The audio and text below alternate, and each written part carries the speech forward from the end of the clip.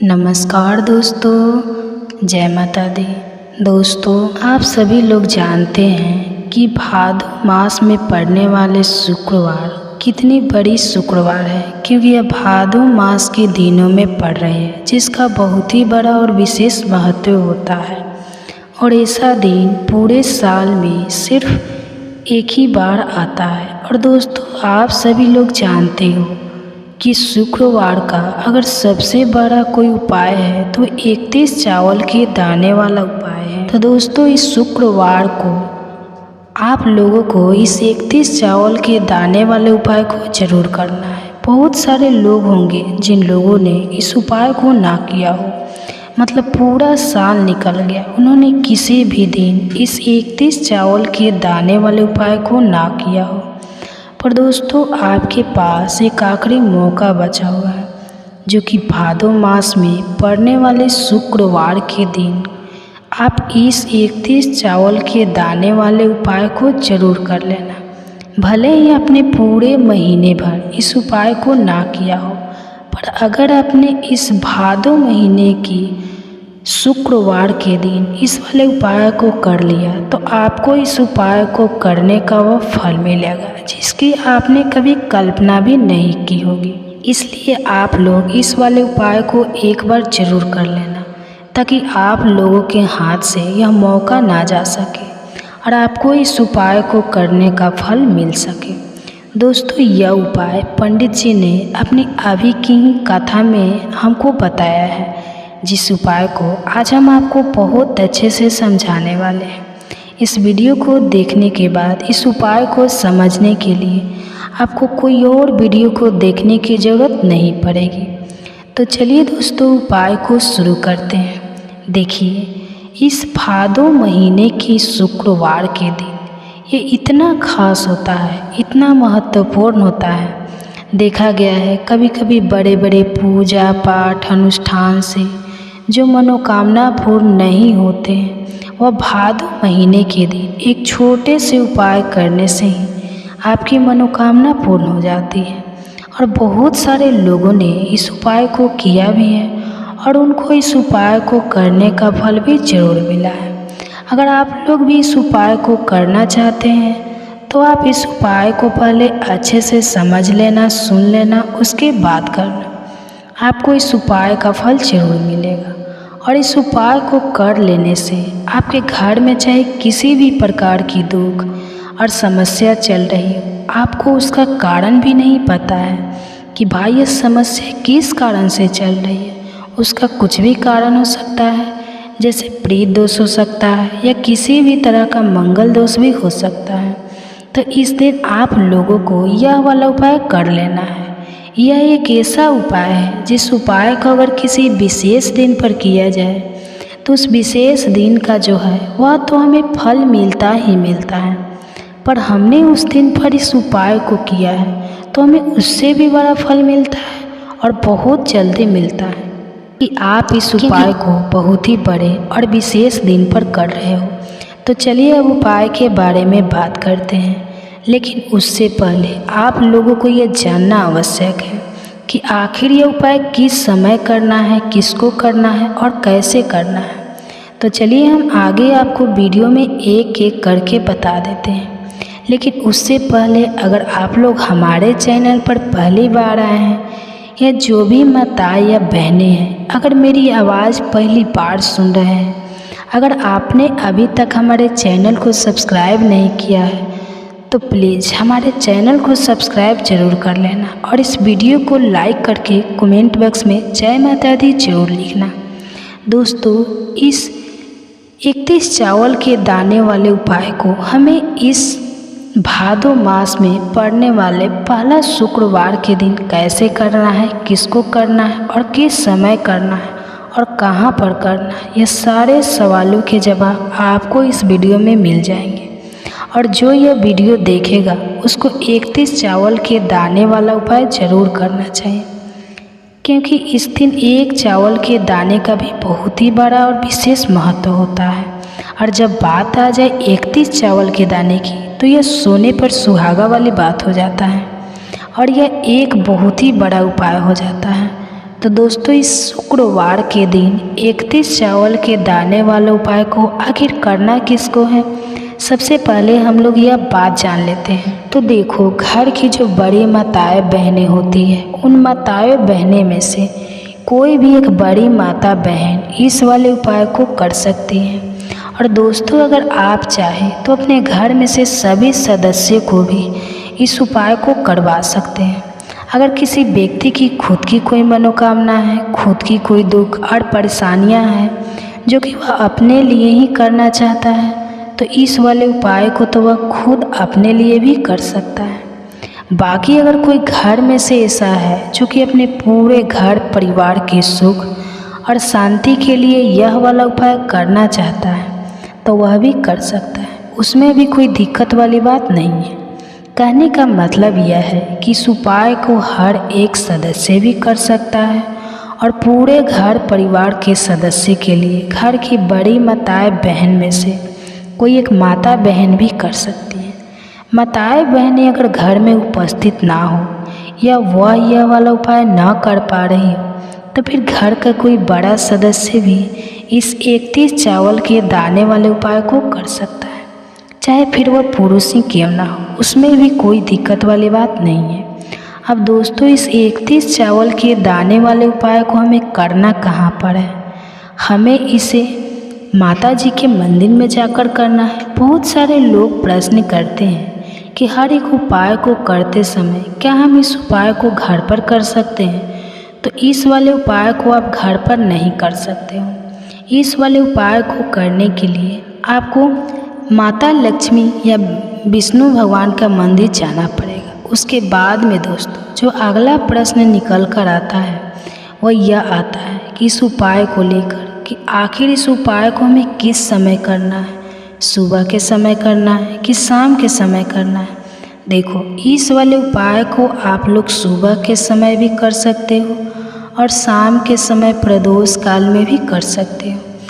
अब अगर आप पूछो कि सबसे उत्तम समय कौन सा रहेगा इस 31 चावल के दाने वाले उपाय को करने का, तो हम आपसे बस यही कहेंगे कि इस उपाय को आप सुबह के समय करेंगे तो ज़्यादा बेहतर होगा।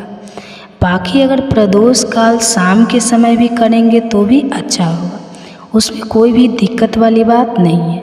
तब दोस्तों जो अगली सबसे बड़ी और महत्वपूर्ण बात आती है वो यह आती है कि सुबह अगर हम उपाय को करेंगे तो हमें कितने बजे से लेकर कितने बजे तक के बीच में करना है, और शाम के समय प्रदोष काल में करेंगे तो हमें कितने बजे से लेकर कितने बजे के बीच में करना है।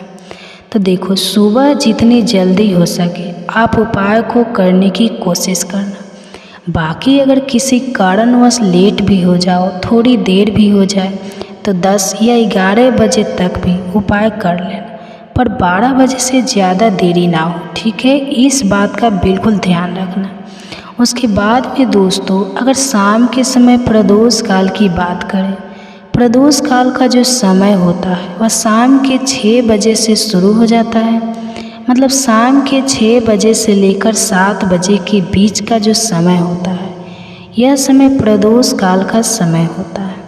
पर अभी जो मौसम चल रहा है ना, इस मौसम में जो शाम बहुत देरी से होती है, तो आप उपाय को 7 या 8 बजे के बीच में भी कर सकते हो। मतलब शाम के 6 बजे से रात 8 बजे के बीच में आप कभी भी इस वाले उपाय को कर सकते हो, उसमें कोई भी दिक्कत वाली बात नहीं है। अब दोस्तों यहाँ पर इस उपाय को लेकर एक और सबसे बड़ी बात यह निकल कर आती है कि इस 31 चावल के दानों को हमें लेना कहाँ से होता है, और हमें इस उपाय को करने के साथ में और क्या कुछ भी सामग्री ऐसी होती है जो मंदिर में लेकर जानी पड़ जाती है। तो देखिए यहाँ पर हम आपको बता दें, सबसे पहले आप लोग यह जान लो कि ये जो 31 चावल के दाने वाला उपाय है, सिर्फ और सिर्फ आप उपाय की सामग्री लेकर माता जी के मंदिर मत जाना, क्योंकि हमें माता जी के सामने यह नहीं दर्शाना है कि अगर हम माता जी के मंदिर आए हैं तो अपने फायदे के लिए आए हैं। इसलिए जो भी पूजन सामग्री है, उपाय सामग्री है, 31 चावल के दाने, इसके साथ में आपको पूजन सामग्री भी ज़रूर लेकर जाना है।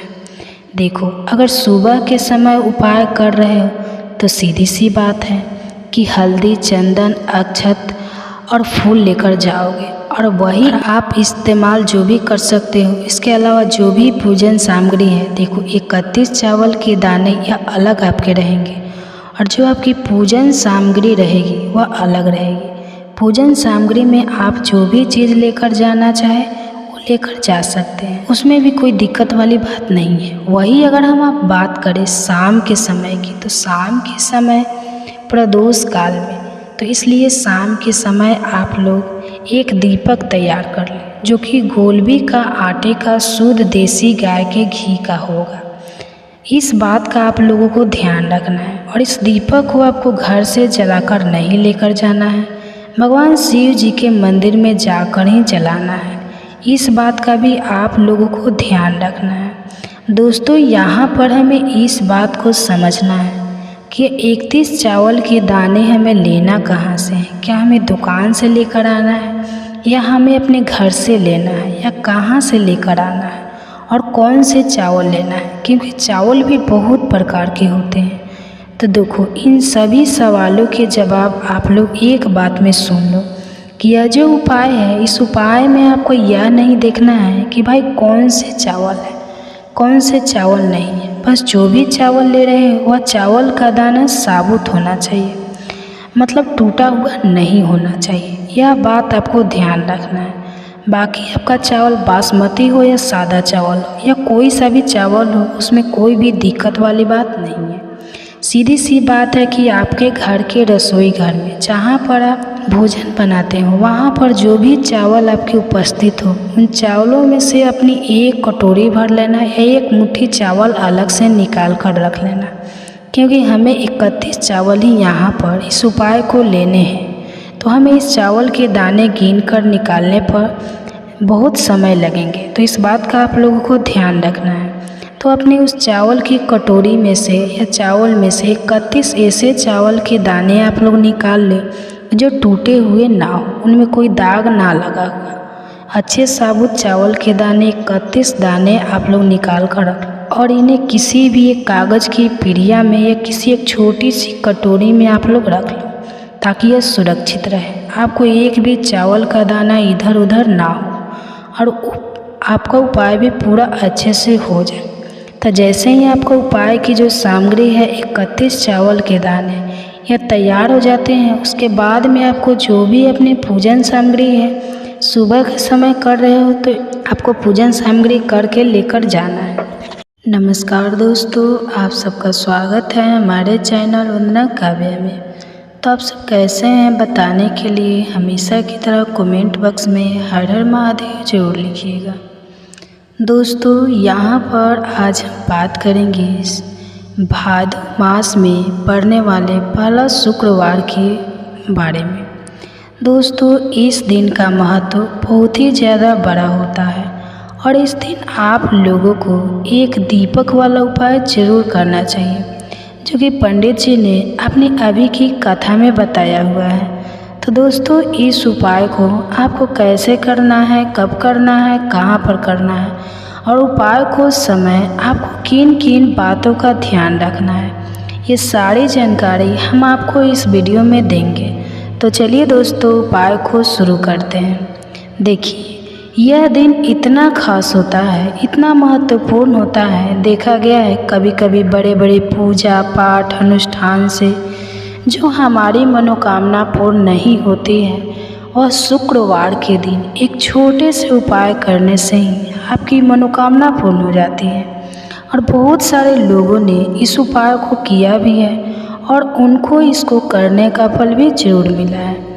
अगर आप लोग भी इस भादो मास के पहला शुक्रवार के दिन अगर इस उपाय को करना चाहते हैं, तो पहले अच्छे से समझ लेना, सुन लेना, उसके बाद करना।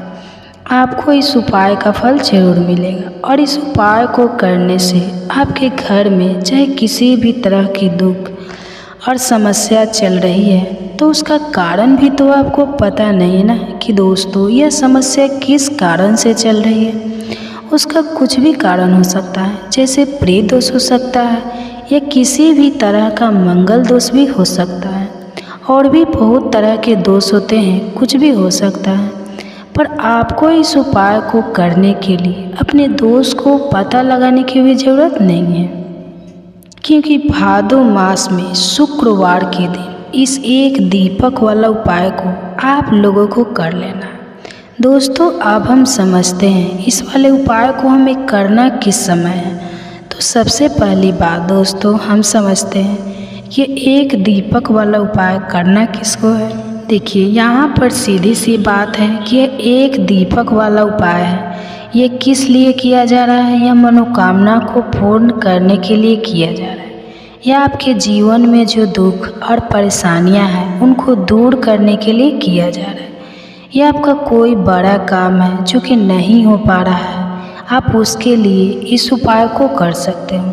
तो सीधी सी बात यह है कि आप अपनी किसी भी तरह की मनोकामना के लिए इस वाले उपाय को कर सकते हो।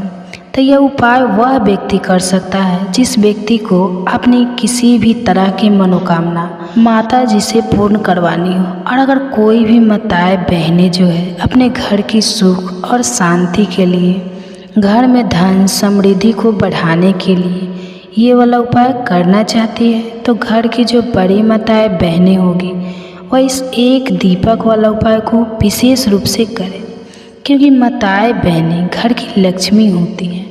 और जब घर की लक्ष्मी कोई विशेष उपाय करती है तो उसका फल ही बहुत जल्दी मिल जाता है और बहुत बड़ा होकर मिलता है।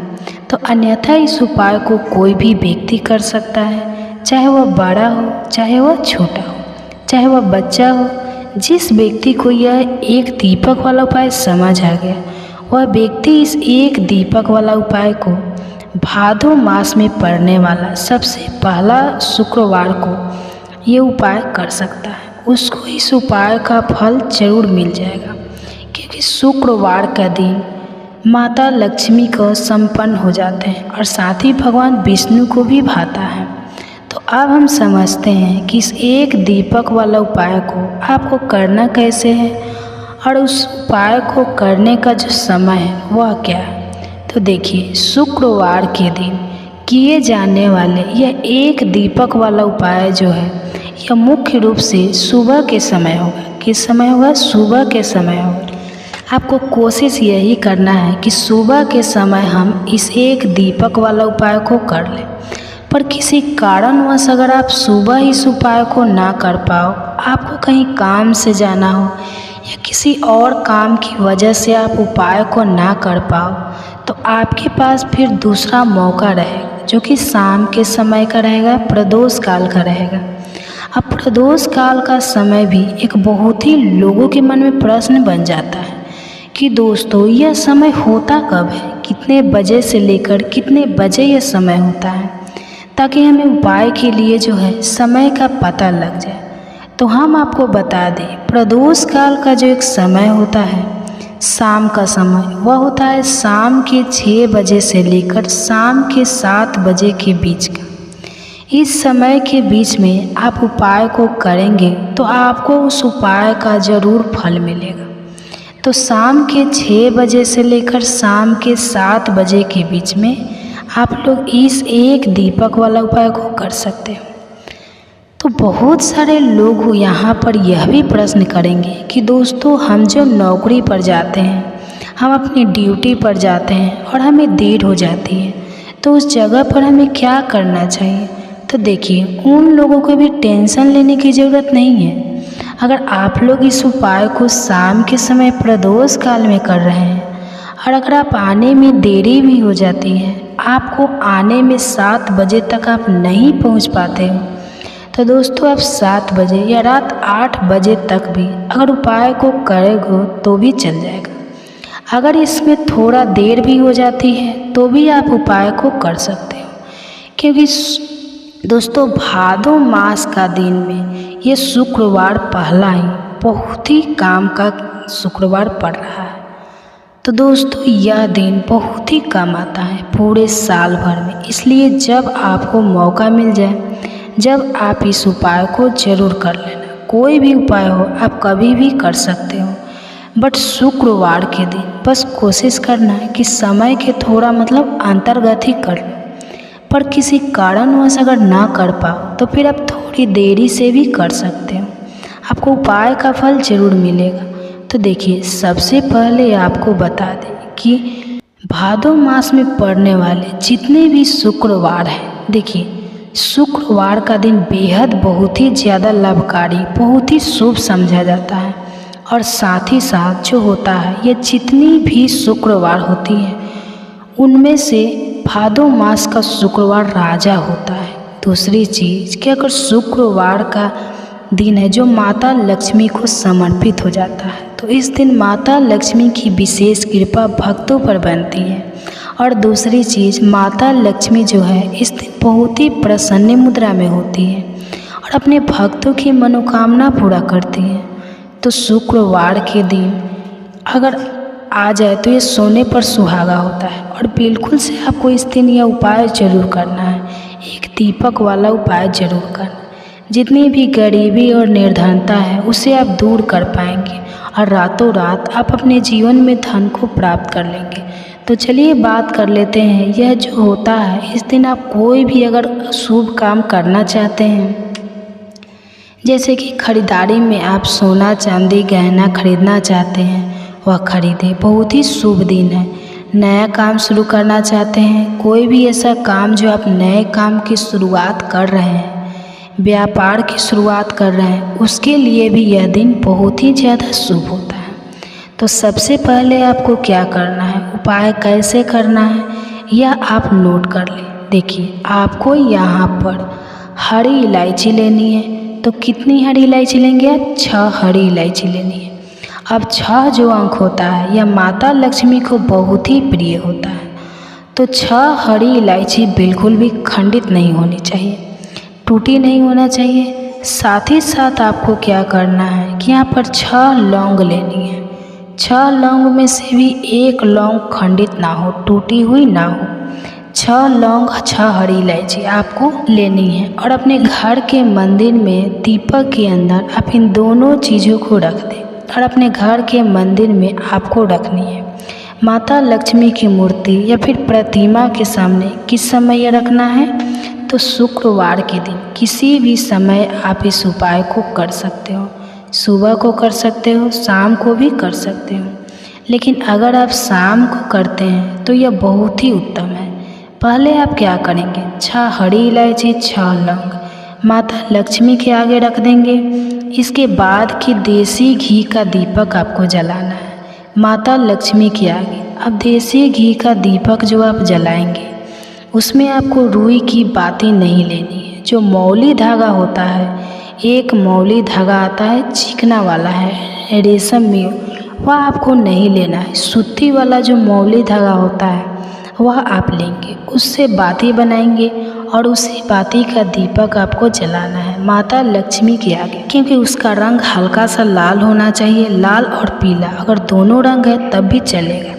लेकिन मौली धागा जो है उसी का दीपक आपको लगाना है। जो व्यक्ति मौली धागे से जलाता है दीपक माता लक्ष्मी के आगे और इस उपाय को कर लेता है, उसके ऊपर माता लक्ष्मी की कृपा होती ही होती है।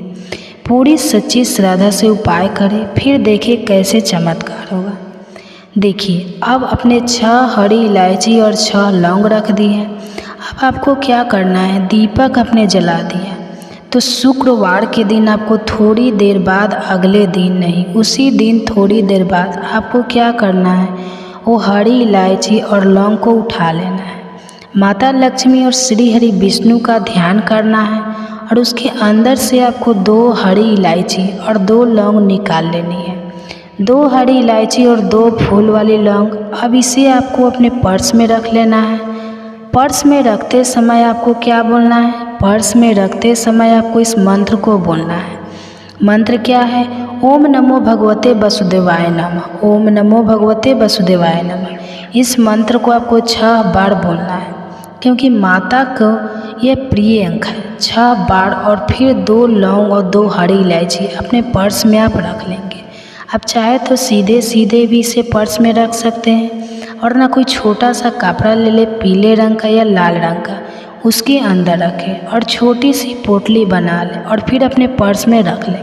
देखिए, जैसे ही आप अपने पर्स में यह हरी इलायची और लौंग रखते हैं ना, क्योंकि हरी इलायची माँ लक्ष्मी से जुड़ी हुई है, माँ लक्ष्मी को बहुत ही प्रिय है, उनको बहुत पसंद है। दूसरी चीज़ कि हरी इलायची आपके शुक्र को मजबूत कर देता है, आपके पास पैसे को लेकर आता है, धन को बढ़ाने का काम करता है। तो जैसे ही आप अपने पर्स में हरी इलायची रखेंगे, धन ऐसे आएगा आपके जीवन में कि आप संभाल नहीं पाएंगे। कि जो जागत है वह पावत है, जो सोवत है वह खोवत आ रहे हैं। कि सुबह जल्दी उठना चाहिए, वे हमें सुबह उठने के 1000 फायदे गिनाते हैं। सभी बच्चों की मम्मी अपने बच्चों को स्वयं सुबह उठाती है, किंतु हमारी नई पीढ़ी तो देर रात तक जागते हैं और सुबह देर तक सोने को बड़ा ही फैशनेबल मानते हैं। दरअसल हमारे परिवार के लोग सुबह जल्दी उठने को लेकर जो भी बातें बताते हैं, उनके पीछे बहुत अधिक आध्यात्मिक बातें छिपी हुई हैं। इतना ही नहीं, सुबह जागने को विज्ञान भी कहता है। वही विज्ञान उन्हें उनके पूर्वजों ने सिखाई थी और अब वह हमें सिखा रहे हैं। सुबह के समय का जो मुहूर्त होता है उसे ब्रह्मा मुहूर्त के नाम से जाना जाता है और इस समय हमारा दिमाग प्रकृति के वातावरण और जो सुबह ब्रह्मा मुहूर्त में उठता है, उस व्यक्ति के साथ सब कुछ बहुत ही सकारात्मक रूप से सक्रिय होता है। रोज रोज सुबह के समय पर जो भी प्रार्थना या ध्यान किया जाता है, उससे सकारात्मकता और सफलता मिलती है। तो दोस्तों, ये सिंही बिंडवना पर एक कथा व्याप्त है। इस कथा में सिर्फ ब्रह्मा मुहूर्त के रहस्य के साथ एक ऐसी ध्यान की विधि बताएंगे जिससे अगर कोई 21 दिन अपनाता है तो वह अपने सपनों को साकार कर सकते हैं। उसे ब्रह्मांड की शक्तियों की विशेष मदद मिलने लगती है। इसके साथ वह व्यक्ति अपने मन को स्थिर और बुद्धिमान बना जाता है। दोस्तों, ब्रह्मा मुहूर्त की शक्तियाँ को जानने के लिए आइए हम गुरु जी से विस्तार से जानते हैं कि वह क्या कहते हैं। इसके बारे में दर्शकों, ब्रह्मा मुहूर्त को समझने के लिए हम उसको एक कथा के माध्यम से जानते हैं। तो प्रिय दोस्तों, एक समय की बात है, नारद जी जब आकाश मार्ग से होते हुए जा रहे थे, तभी रास्ते में उनको इंद्र देवता मिले। वह नारद जी से पूछने लगे कि हे नारद जी, मैंने देखा है कि प्रत्येक इंसान जो सुबह के समय ब्रह्मा मुहूर्त पर उठते हैं, वह बहुत सुखी रहते हैं, ऐसा क्यों है? अब नारद जी को इस बात का ज्ञान नहीं था। उन्होंने कहा कि इंद्रदेव, मैं तुमको तुम्हारे प्रश्न का उत्तर कल दूंगा। और वहाँ से सीधा पहुँचते भगवान श्री कृष्ण की नगरी वृंदावन, और वहाँ पहुंचकर उन्होंने देखा कि भगवान श्री कृष्ण एक पेड़ के पास खड़े होकर बांसुरी बजा रहे थे। जैसे ही नारद जी श्री कृष्ण के पास पहुँचे, श्री कृष्ण ने बांसुरी बजाना बंद कर दिया और नारद जी से बोले, हे नारद जी, आप बड़े चिंतित दिखाई पड़ रहे हैं, आपको किस बात की चिंता है? तब देवर्षि नारद जी बोले, हे भगवान, आज मैं आकाश मार्ग से होता हुआ बैकुंठ लोक की तरफ जा रहा था। तब रास्ते में मुझे देवराज इंद्र मिले। उन्होंने मुझसे पूछा कि हे नारद जी, जो लोग सुबह सुबह ब्रह्म मुहूर्त में उठते हैं, वह सभी इतने खुश क्यों रहते हैं? भगवान, मैं इस प्रश्न का उत्तर आपके पास जानने के लिए आया हूँ। तब भगवान श्री कृष्ण कहते हैं, हे नारद जी, वाकई में इंद्रदेव ने आपसे यह प्रश्न पूछकर समस्त मानव जाति का कल्याण किया है। आज कलयुग के मानव के लिए यह प्रश्न इतना महत्वपूर्ण है जैसे उसके शरीर में बसी हुई उसकी जान है। देवर्षि नारद जी, मैं आपको इस प्रश्न का उत्तर एक कथा के माध्यम से बताऊंगी।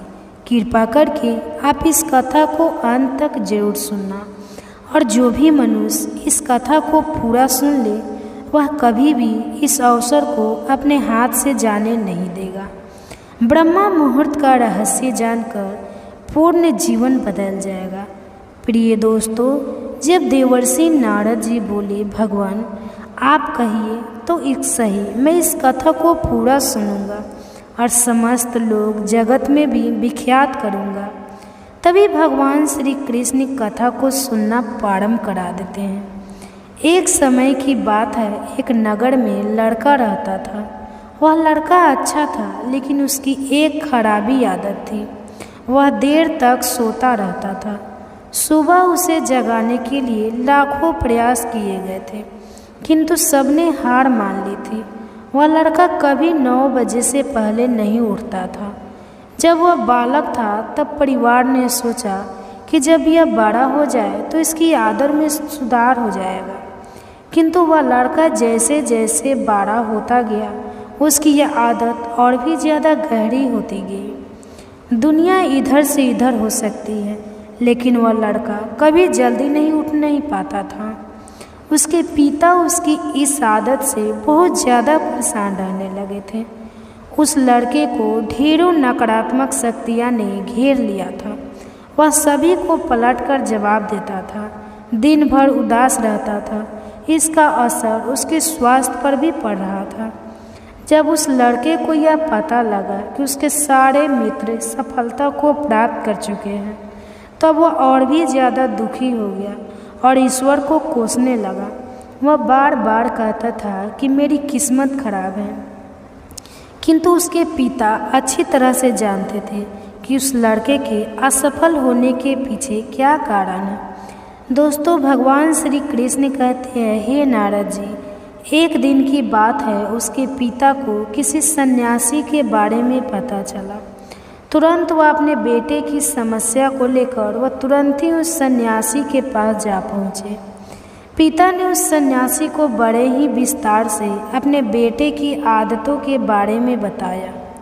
दोस्तों, भगवान श्री कृष्ण कहते हैं, हे नारद जी, सन्यासी ने कहा कि कल आप अपने बेटे को इस आश्रम में आने को कहिए। पिता घर की ओर चला गया।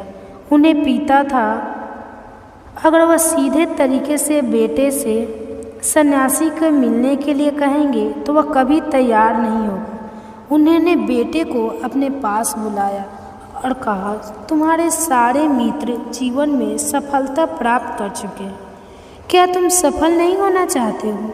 लड़के ने उत्तर दिया कि जरूर पिताजी, किंतु जब भी मैं अपने मित्रों से उनकी सफलता का रहस्य पूछता हूँ तब वे मुझे कुछ नहीं बताते हैं। दोस्तों, भगवान श्री कृष्ण कहते हैं, हे नारद जी, पिता ने कहा कि मुझे यह रहस्य पता चल गया है कि वह सभी क्यों सफल होते जा रहे हैं। लड़के ने बड़ी उत्सुकता से पूछा, क्या पता चला है पिताजी? पिता, कृपा करके आप मुझे बताइए। पिताजी ने कहा कि कल सुबह तुम्हें एक सन्यासी के आश्रम में जाकर उनसे मिलना है।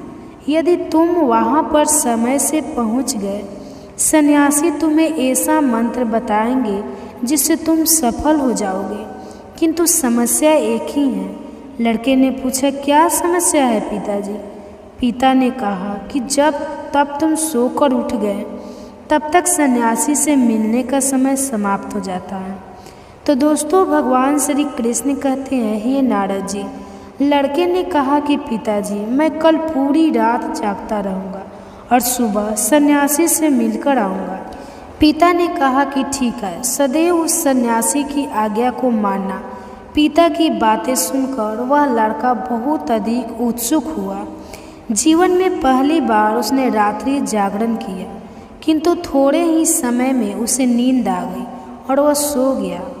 दोस्तों, भगवान श्री कृष्ण कहते हैं, हे नारद जी, अगली सुबह जब उठा तो उस पर पता लगा कि सन्यासी से मिलने का समय समाप्त हो चुका था। उसके पिता ने लड़के की ओर देखा और कहा कि तुम जीवन में कभी सफल नहीं हो पाओगे, जाओ जाकर सो जाओ। पिता की यह बात सुनकर लड़के को बहुत दुख हुआ। उसके मन ही मन स्वयं को चुनौती दी कि कल सुबह वह सन्यासी से मिलने अवश्य जाएगा। उसने अपने हाथ में एक छोटा सा एक घाव बना लिया। दर्द के कारण उस लड़के को रात भर नींद नहीं आई। दोस्तों, भगवान श्री कृष्ण कहते हैं, हे नारद जी, यह ऐसा पहला अवसर था जब उसने अपने जीवन में पहली बार सूर्य उदय देखा था। वह तुरंत ही तैयार होकर सन्यासी से मिलने के लिए चला गया। आज उसका अनुभव कुछ अलग था। वह बेहद शांत महसूस कर रहा। चलते चलते वह लड़का जैसे ही सन्यासी के आश्रम में पहुंचा, वहां पर उसने देखा कि सन्यासी और उनके सभी शिष्य ध्यान लगाकर बैठे हुए हैं। दोस्तों, भगवान श्री कृष्ण कहते हैं, हे नारद जी, ध्यान का समय समाप्त हुआ। तब लड़का उस सन्यासी के पास पहुंचा और उन्हें प्रणाम करते हुए बोला कि आपके पास कोई ऐसा मंत्र है जिससे मैं सफल हो सकता हूँ? कृपया करके मुझे वह मंत्र बताइए। मैं भी अपने मित्रों के समान सफल होना चाहता हूँ और अच्छा जीवन जीना चाहता हूँ। दोस्तों, भगवान श्री कृष्ण कहते हैं, हे नारद जी। सन्यासी मुस्कुराए और बोले, अच्छा, तो तुम वही बालक हो। तुम्हारे पिता मुझसे मिलने आए थे और उन्होंने तुम्हारे विषय में मुझे सब कुछ बताया। मैं तुम्हें वह मंत्र अवश्य बता दे दूँ। किंतु अब लड़के ने जैसे ही किंतु शब्द सुना, लड़का घबरा गया। उसने पूछा, किंतु क्या? देव मित्रों, भगवान श्री कृष्ण कहते हैं, नारद जी।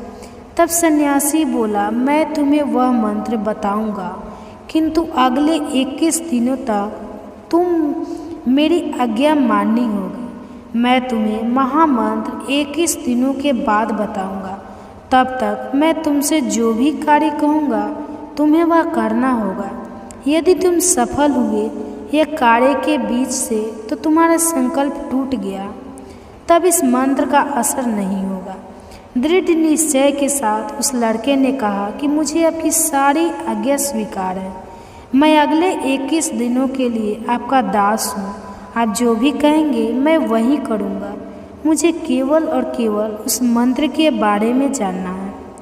दोस्तों, भगवान श्री कृष्ण कहते हैं, हे नारद जी। सन्यासी ने कहा कि ठीक है, कल से तुम्हारा कार्य शुरू होगा।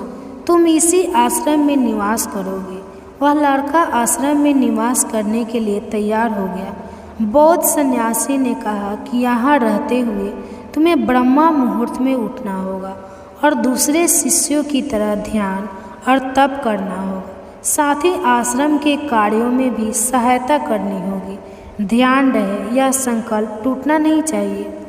दोस्तों, भगवान श्री कृष्ण कहते हैं, हे नारद जी। अब लड़का सन्यासी की बातों से सहमत हो गया। अगले दिन से उसके कार्य के दिन की शुरुआत थी। इस बार लड़का इतना दृढ़ निश्चय था, किंतु 1 सप्ताह बीतने के पश्चात ही उसका संकल्प टूट गया और वह 8वें दिन देर तक सोता रहा। जब वह जागा तो उसने कहा कि मुझसे कितनी बड़ी भूल हो गई। वह रोते हुए सन्यासी के पास पहुंचा और कहा कि हे गुरुदेव, मेरा संकल्प टूट गया। अब मैं जीवन में कभी सफल नहीं हो पाऊंगा। बौद्ध सन्यासी ने उसे समझाते हुए कहा कि एक बार फिर से शुरुआत करो, फिर से संकल्प करो। लड़के ने सन्यासी से प्रश्न किया कि सुबह उठना इतना आवश्यक क्यों होता है और यहाँ पर सभी लोग इतनी जल्दी क्यों उठ जाते हैं। दोस्तों, भगवान श्री कृष्ण कहते हैं, हे नारद जी। तब सन्यासी ने लड़के को समझाते हुए कहा कि सुबह यानी ब्रह्मा मुहूर्त में उठने के पीछे बहुत बड़ा विज्ञान छिपा हुआ है। लड़के ने कहा कि कृपा करके मुझे वह विज्ञान बताने की कृपा करें। सन्यासी ने कहा कि रात्रि को 4 पहर में बांटा गया है। पहला रुद्रकाल, जिसका समय शाम 6 बजे से लेकर 9 बजे तक होता है। दूसरा राक्षस काल, जिसका समय 9 बजे से 12 बजे तक होता है। तीसरा गंधर्व काल, जिसका समय रात्रि 12 बजे से 3 बजे तक होता है। और सबसे अंत में जो पहर आता है उसे मनोहर काल कहते हैं। उस समय को ब्रह्मा मुहूर्त या अमृत वेला के नाम से भी जाना जाता है। इसका समय 3 बजे से सुबह 6 बजे तक होता है। यह वह समय होता है जब पूरे संसार की नकारात्मक शक्तियाँ निष्क्रिय अवस्था में होती हैं और सकारात्मक शक्तियाँ सक्रिय होती हैं। ब्रह्मा अर्थात देव, मुहूर्त अर्थात समय। ब्रह्मा मुहूर्त का अर्थ देवों का समय होता है।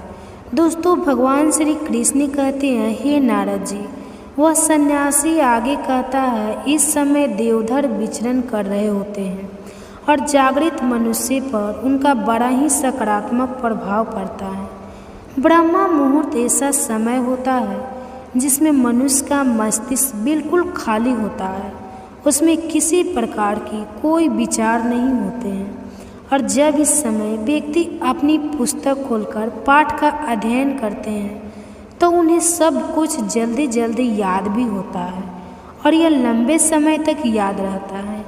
यह ऐसा समय है जिसमें हम ज्ञान को समझने का प्रयास करते हैं, और इस कारण और आश्रम के सभी शिष्य और संसार में बहुत से ज्ञानी लोग ब्रह्मा मुहूर्त में ही उठ जाते हैं। प्राचीन काल में रोशनी का कोई स्रोत ना होने के कारण लोग अपने दिन का समापन सूर्यास्त के बाद और आरंभ सूर्यास्त के साथ करते थे। यह एक तरीका है जिससे मानव जीवन प्रकृति के साथ तालमेल बनकर चलता है। दोस्तों, भगवान श्री कृष्ण कहते हैं, हे नारद जी। उस लड़के ने कहा कि ठीक है, मैं कल से अपना संकल्प फिर से शुरू करता हूँ, किंतु ब्रह्मा मुहूर्त में उठकर मुझे क्या क्या करना चाहिए। तब उस सन्यासी ने कहा कि ठीक है, मैं तुम्हें बताता हूँ कि ब्रह्मा मुहूर्त में क्या और कैसे करना चाहिए। सबसे पहले उठकर धरती पर पांव रखने से पहले धरती माता को प्रणाम करना चाहिए। दोस्तों, भगवान श्री कृष्ण कहते हैं, हे नारद जी। वह सन्यासी आगे कहता है, अपनी हथेलियों की ओर देखो और ईश्वर को धन्यवाद दो कि उन्होंने तुम्हें आज का सूर्योदय देखने का अवसर दिया। उसके बाद नित्य कर्म और स्नान करने से शरीर ही नहीं बल्कि मन की शुद्धता भी बढ़ती है।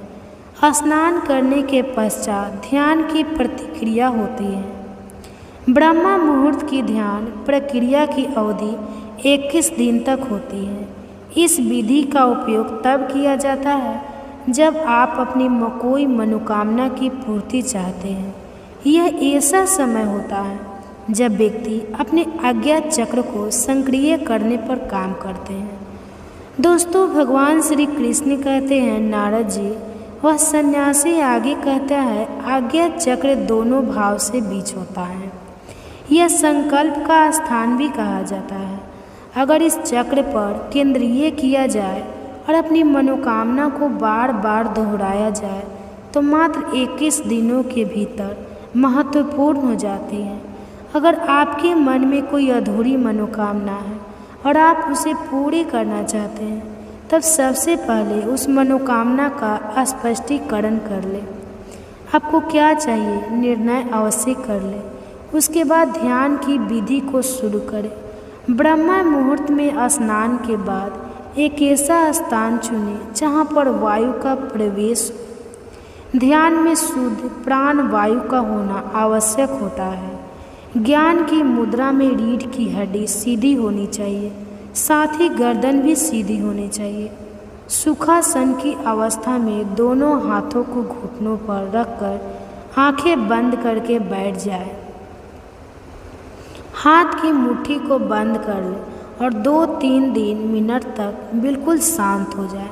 जब आपका शरीर स्थिर हो जाए और श्वास भी शांत हो जाए, तब उसके बाद आपका सारा ध्यान आज्ञा चक्र पर लगाए। इस दौरान लंबी गहरी सांस लें और सांस को रोक कर रखें। इस समय आप अपनी इच्छा को मन ही मन दोहराएं। अपने मन की आँखों से इष्ट देव और देवी देवताओं गुरुओं का चिंतन करें। दोस्तों, भगवान श्री कृष्ण कहते हैं, हे नारद जी। उस सन्यासी ने कहा, जब सांस को रोकना कठिन हो जाए तब धीरे धीरे सांस को बाहर की ओर छोड़ें। सांसों को नाक से भरें और मुख से छोड़ें। इस प्रक्रिया 3 को 4 बार प्रतिदिन दोहराना है। ऐसा प्रतिदिन करने से आपकी मनोकामना है वह अवचेतन मन तक अवश्य पहुंच जाएगी और इच्छा पूर्ति जल्दी होगी। आज्ञा चक्र सक्रिय होता है और हमारी आज्ञा को पूरा करता है। सांस को रोक कर रखने के दौरान शरीर में आपातकाल स्थित हो जाती है, जिससे कि आप बेकार की बातें सोचने और विचारने करने से बचते हैं। इससे मन की एकाग्रता बढ़ती है, तब इच्छाएं अवचेतन पहुँचती है। ब्रह्मा मुहूर्त के समय पर ईश्वर की विशेष कृपा होती है और कोई भी व्यक्ति को जब अपनी मनोकामना को इस समय दोहराता है तो इसकी इच्छा है जल्द से जल्द पूरी होती है। दोस्तों, भगवान श्री कृष्ण कहते हैं, हे नारद जी, इस प्रकार सन्यासी ने उस लड़के को ब्रह्मा मुहूर्त का महत्व बताया। अगले 21 दिनों तक उस लड़के ने बड़े ही मन के साथ इस प्रक्रिया को अपनाया। अब वह बहुत ही ज़्यादा अनुशासित और शांत स्वभाव का व्यक्ति बन चुका था। उस लड़के ने जैसे ही अपना संकल्प का पूरा कर लिया, उसके पश्चात वह व्यक्ति बड़े ही प्रसन्न भाव से सन्यासी के पास पहुंचा और कहा, हे गुरुदेव, मैंने 21 दिनों का संकल्प पूरा कर लिया है। आप कृपा करके मुझे सफल होने का मंत्र बताइए। तब उस सन्यासी ने मुस्कुराते हुए कहा कि पिछले 21 संसद दिन से जो अभ्यास तुम करते हुए आ रहे हो, वही तुम्हारी सफलता का मंत्र है। जो व्यक्ति ब्रह्मा मुहूर्त में उठकर ध्यान प्रक्रिया को सही से करते हैं, वह जीवन में कभी असफल नहीं हो सकते। तुम्हें ब्रह्मा मुहूर्त का रहस्य पता चल चुका है। अब इस जीवन पर्याप्त करो, तुम्हें जीवन के लक्ष्य और सफलता दोनों प्राप्त होंगे। उस व्यक्ति ने सन्यासी को धन्यवाद दिया और ब्रह्मा मुहूर्त के नियमों का पालन जीवन भर अंत तक करने का वादा भी किया। अब दोस्तों, भगवान श्री कृष्ण कहते हैं, हे नारद जी, अब तो आपको पता चल गया होगा कि ब्रह्मा मुहूर्त क्या होता है। तब नारद बोले, हे प्रभु, मुझे ब्रह्मा मुहूर्त का संपूर्ण ज्ञान हो गया है। मैं इतना कहकर नारद जी ने भगवान श्री कृष्ण को धन्यवाद दिया और इंद्रदेव के पास जाकर उन्हें ब्रह्मा ज्ञान का संपूर्ण ज्ञान दिया। दोस्तों, आप सभी भी अगर अपने जीवन में हमारी प्राचीन परंपरा को अपनाओगे तो निश्चय ही आपके जीवन में बहुत ही जल्द सब कुछ बदल जाएगा। दोस्तों, आशा करती हूँ यह जानकारी आपको ज़रूर पसंद आई होगी। दोस्तों, वीडियो पसंद आई हो तो वीडियो को लाइक और चैनल को सब्सक्राइब करें और सच्ची श्रद्धा से कमेंट में जय श्री कृष्णा राधे राधे जरूर लिखें। वीडियो को अंत तक देखने के लिए धन्यवाद। दोस्तों, क्या आपको पता है कि महापुरुष कहते थे कि जो जागत है वह पावत है, जो सोवत है वह खोवत आ रहे हैं, कि सुबह जल्दी उठना चाहिए। वे हमें सुबह उठने के 1000 फायदे गिनाते हैं। सभी बच्चों की मम्मी अपने बच्चों को स्वयं सुबह उठाती है, किंतु हमारी नई पीढ़ी तो देर रात तक जागते हैं और सुबह देर तक सोने को बड़ा ही फैशनेबल मानते हैं। दरअसल हमारे परिवार के लोग सुबह जल्दी उठने को लेकर जो भी बातें बताते हैं, उनके पीछे बहुत अधिक आध्यात्मिक बातें छिपी हुई हैं। इतना ही नहीं, सुबह जागने को विज्ञान भी कहता है। वही विज्ञान उन्हें उनके पूर्वजों ने सिखाई थी और अब वह हमें सिखा रहे हैं। सुबह के समय का जो मुहूर्त होता है उसे ब्रह्मा मुहूर्त के नाम से जाना जाता है और इस समय हमारा दिमाग प्रकृति के वातावरण और जो सुबह ब्रह्मा मुहूर्त में उठता है, उस व्यक्ति के साथ सब कुछ बहुत ही सकारात्मक रूप से सक्रिय होता है। रोज रोज सुबह के समय पर जो भी प्रार्थना या ध्यान किया जाता है, उससे सकारात्मकता और सफलता मिलती है। तो दोस्तों, ये सिंही बिंडवना पर एक कथा व्याप्त है। इस कथा में सिर्फ ब्रह्मा मुहूर्त के रहस्य के साथ एक ऐसी ध्यान की विधि बताएंगे जिससे अगर कोई 21 दिन अपनाता है तो वह अपने सपनों को साकार कर सकते हैं। उसे ब्रह्मांड की शक्तियों की विशेष मदद मिलने लगती है। इसके साथ वह व्यक्ति अपने मन को स्थिर और बुद्धिमान बना जाता है। दोस्तों, ब्रह्मा मुहूर्त की शक्तियाँ को जानने के लिए आइए हम गुरु जी से विस्तार से जानते हैं कि वह क्या कहते हैं। इसके बारे में दर्शकों, ब्रह्मा मुहूर्त को समझने के लिए हम उसको एक कथा के माध्यम से जानते हैं। तो प्रिय दोस्तों, एक समय की बात है, नारद जी जब आकाश मार्ग से होते हुए जा रहे थे, तभी रास्ते में उनको इंद्र देवता मिले। वह नारद जी से पूछने लगे कि हे नारद जी, मैंने देखा है कि प्रत्येक इंसान जो सुबह के समय ब्रह्मा मुहूर्त पर उठते हैं वह बहुत सुखी रहते हैं, ऐसा क्यों है? अब नारद जी को इस बात का ज्ञान नहीं था। उन्होंने कहा कि इंद्रदेव, मैं तुमको तुम्हारे प्रश्न का उत्तर कल दूंगा। और वहाँ से सीधा पहुँचते भगवान श्री कृष्ण की नगरी वृंदावन, और वहाँ पहुँचकर उन्होंने देखा कि भगवान श्री कृष्ण एक पेड़ के पास खड़े होकर बांसुरी बजा रहे थे। जैसे ही नारद जी श्री कृष्ण के पास पहुँचे, श्री कृष्ण ने बांसुरी बजाना बंद कर दिया और नारद जी से बोले, हे नारद जी, आप बड़े चिंतित दिखाई पड़ रहे हैं, आपको किस बात की चिंता है? तब देवर्षि नारद जी बोले, हे भगवान, आज मैं आकाश मार्ग से होता हुआ बैकुंठ लोक की तरफ जा रहा था। तब रास्ते में मुझे देवराज इंद्र मिले। उन्होंने मुझसे पूछा कि हे नारद जी, जो लोग सुबह सुबह ब्रह्मा मुहूर्त में उठते हैं वह सभी इतने खुश क्यों रहते हैं? भगवान, मैं इस प्रश्न का उत्तर आपके पास जानने के लिए आया हूँ।